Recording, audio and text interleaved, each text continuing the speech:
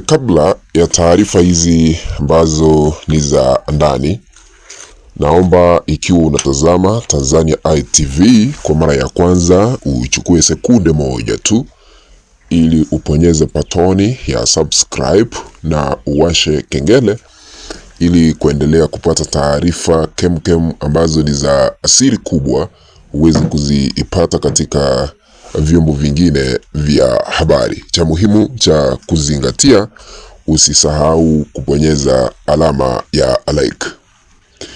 Wasiwasi mkubwa imeweza kutanda katika taifa letu la Tanzania, huku Samia akishindwa kuhema baada ya Uingereza kuagiza aweze kuchunguzwa kuhusiana na mauaji yaliyofanyika hapa Tanzania mwaka jana, kisha baadaye akamatwe mara moja. Taarifa hizi tumeweza kuziipata ambazo ni hatarishi haswa kwa Rais Samia Suluhu Hassan, ambaye alikuwa nadhani ya kwamba haya yote yamesaulika. Sasa Uingereza imeamua kumwendea akiwa Ikulu ili aweze kuchunguzwa na hatua kali ziweze kuchukuliwa.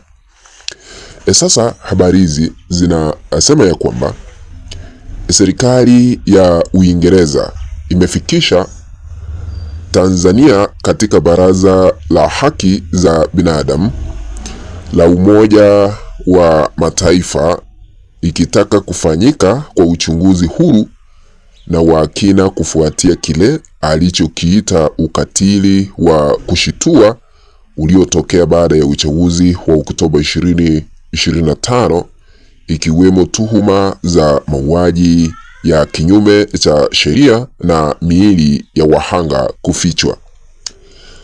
Kuna tume ambayo Rais Samia Suluhu Hassan aliweza kuichagua, ile ya Judge Ichande. Hiyo tume imeonekana kuwa ya kiupuzi tu, kwa sababu Uingereza haiwezi kuamini yale ambayo wanaendelea kuyafanya, kwa sababu tume ile ni ya Rais Samia Suluhu Hassan na sio ya kuleta uwazi haswa kwa uchunguzi wa maafa nchini Tanzania.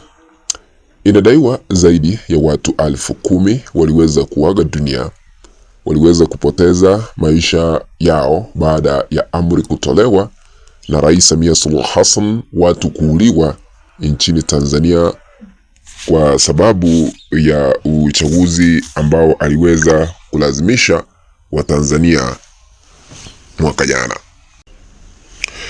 Sasa hoja hiyo imewasilishwa na balozi wa haki za binadamu wa Uingereza Eliana Sanders wakati wa mdahalo mkuu wa 61 wa baraza hilo jijini Geneva, Uswizi, tarehe 2 mwezi huu mwaka huu, huku Uingereza imetumia jukwaa hilo la kidiplomasia kuishinikiza Tanzania kutoa majibu juu ya mfululizo wa matukio ya uvunjifu wa haki za binadamu yaliyoripotiwa nchini humo. Katika tamko hilo, Balozi Sanders ameweka yeye mwenyewe wazi kuwa Uingereza ina taarifa na ushahidi wa matukio ya kusikitisha yaliyojiri kufuatia mchakato wa uchaguzi, jambo ambalo limeutia doa utawala wa sheria na demokrasia nchini. Sasa ni wazi kwamba kuna ushahidi wa kutosha ambao Uingereza iko nayo. Sasa Samia Suluhu Hassan ajipange tu, atajikuta ICC. Naomba kuyanukuu yale ambayo balozi huyu Eliana Sanders aliyoyasema. Alisema ya kwamba lazima kuwepo na uchunguzi huru wa wazi na jumuishi wa matukio haya ili kuhakikisha uwajibikaji na kwamba uhuru wa msingi na haki za kikatiba za Watanzania wote zinalindwa, aliweza kusisitiza balozi Sanders. Hatua hii ya Uingereza kuishitaki Tanzania mbele ya Baraza la Haki za Binadamu wakati ambao tume ya kuchunguza matukio ya uvunjifu wa amani ya wakati na baada ya uchaguzi mkuu wa Oktoba 29 mwaka jana, iliyoundwa na Rais wa Tanzania Samia Suluhu Hassan, ikiendelea kukutana na kufanya mahojiano na watu mbalimbali wakiwemo viongozi wa sasa, wastaafu na wadau mbalimbali ili kukusanya taarifa na ushauri wa kitaalamu juu ya kile kilichotokea.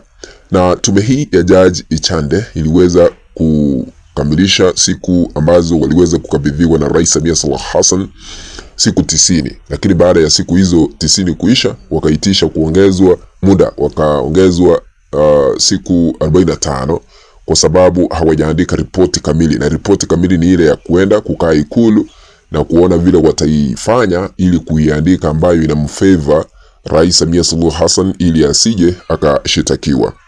Mbali na kuisaka haki nchini Tanzania, Uingereza imetumia fursa hiyo kukemea ukiukaji wa haki za binadamu mengine ikiwemo Gaza na Ukingo wa Magharibi, ikitaka Israel kuruhusu misaada ya kusitisha ujenzi wa makazi, China ikitaka kuachiliwa kwa watu waliowekwa kizuizini kiholela Xinjiang, na kukomeshwa kwa kazi za suluba, na Ukraine ikiendelea kuunga mkono mamlaka ya nchi hiyo dhidi ya uvamizi wa Urusi.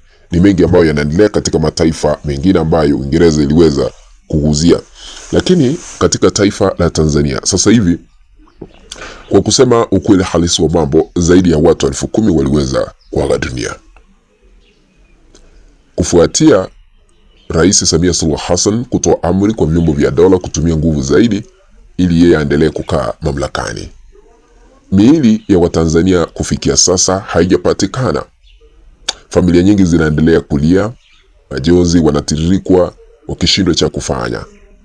Lakini sasa kesi ile ambayo iliweza kuwasilishwa katika mahakama ya jinai ya uhalifu ya kimataifa ICC iliweza kupokezwa ushahidi, na kwa kusema ukweli, Suluhu akifikishwa ICC hawezi kunusurika kwa sababu kuna ushahidi wa kutosha, watu waliuawa. Kuna kanda ambazo tumekuwa tukiona, picha tumekuwa tukiona vile watu walikuwa wanapigwa risasi, na kupigwa risasi ni yeye alitoa amri kwa vyombo vya dola. Hawezi kushinda kule, ila tu atashitakiwa na kukamatwa mara moja na kuchukuliwa hatua kali za kisheria, maybe afungwe kule Uholanzi kwa sababu ya yale ambayo maovu yaliyoshuhudiwa hapa Tanzania. Kwa hivyo Suluhu chake kimotoni sasa hivi baada ya Uingereza kuishitaki serikali yake na kumshtaki yeye mwenyewe. Kwa hivyo tunatarajia hatua kali kuchukuliwa, atachunguzwa na atakamatwa, apelekwe ICC ili aweze kujibu mashtaka dhidi yake kuhusiana na mauaji yaliyoshuhudiwa nchini Tanzania. Naomba kutamatishia hapo, tukutane baadaye, lakini ikiwa hauja subscribe, chukua sekunde moja ya mwisho ili ukaweze kuponyeza patoni ya subscribe ikiwa hauja subscribe, na uwashe kengele ili kuendelea kupata taarifa kemkem ambazo zinaendelea kutolewa hapa Tanzania ITV ambazo ni za asili kubwa. Asanteni sana na tukutane baadaye. Kwaheri.